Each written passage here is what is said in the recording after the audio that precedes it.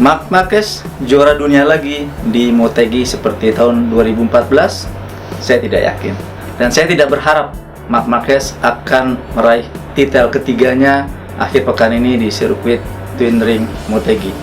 Ada banyak faktor. Yang pertama, syaratnya harus berat, sangat berat.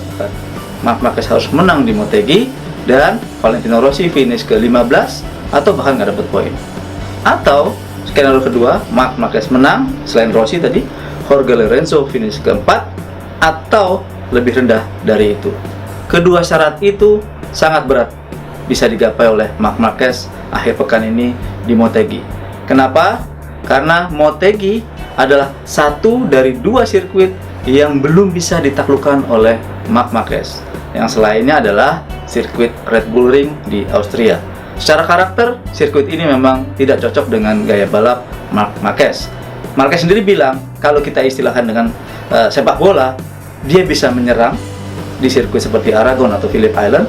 Nah, di Motegi ini, dia akan bertahan.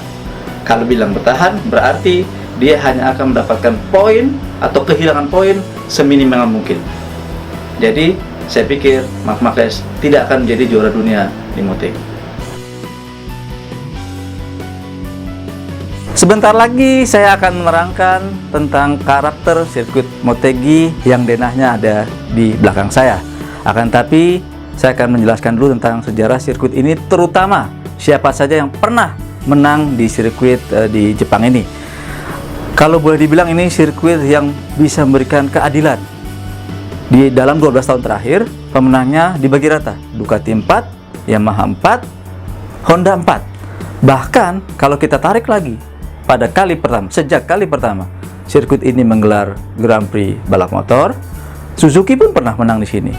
Jadi sekali lagi, Motegi adalah sirkuit paling adil dari semua sirkuit yang ada di kalender MotoGP.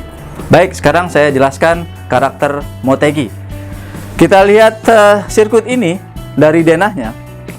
Ini adalah sirkuit yang butuh pengereman paling, sekali lagi, pengereman paling keras dibanding sirkuit-sirkuit lain. Banyak yang bilang adalah sirkuit stop and go. Kalau kita lihat dari menjelang tikungan pertama, trek lurus, ngerem di sini, akselerasi, ngerem lagi di sini, berakselerasi, ngerem lagi di sini, terus bahkan hingga sebelum tikungan terakhir semua sama. Itulah kenapa Motegi disebut trek yang berkarakter stop and go. Dan kalau dalam sejarahnya tadi sudah bilang, Honda pernah menang di sini, Yamaha pernah menang di sini, Suzuki pernah menang di sini, dan Ducati juga pernah menang di sini. Kenapa?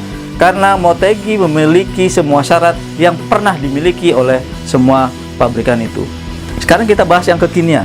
Kalau kita bicara sirkuit terakhir yang berkarakter stop and go, itu ada di Red Bull Ring di Austria, di mana Ducati waktu itu merajalela lewat duet Andrea Iannone dan Andrea Dovizioso.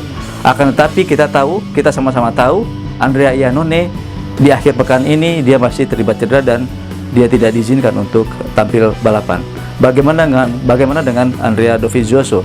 Dia punya kans untuk menjadi pebalap ke-9 yang bisa menangi balapan di musim ini. Kalau kita lihat karakter ini, memang Ducati sangat bisa memberikan perlawanan.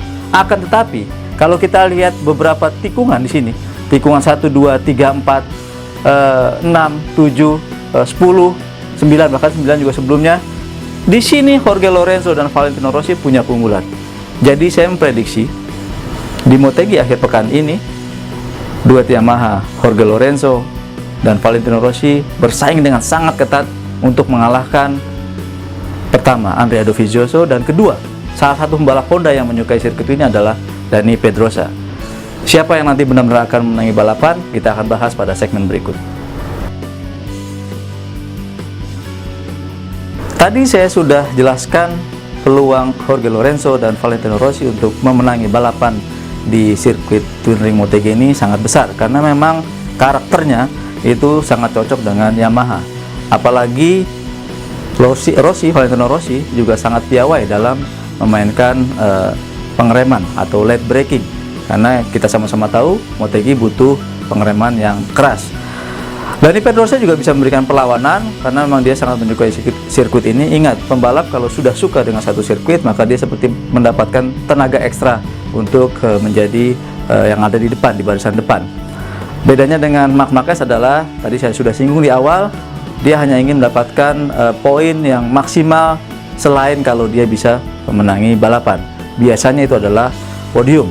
Jadi kalau kita secara umum saya simpulkan, duet Yamaha akan menjadi pemegang kans terbesar untuk memenangi balapan di sini, disusul Dani Pedrosa, dan baru berikutnya apakah Marc Marquez atau Andrea Dovizioso.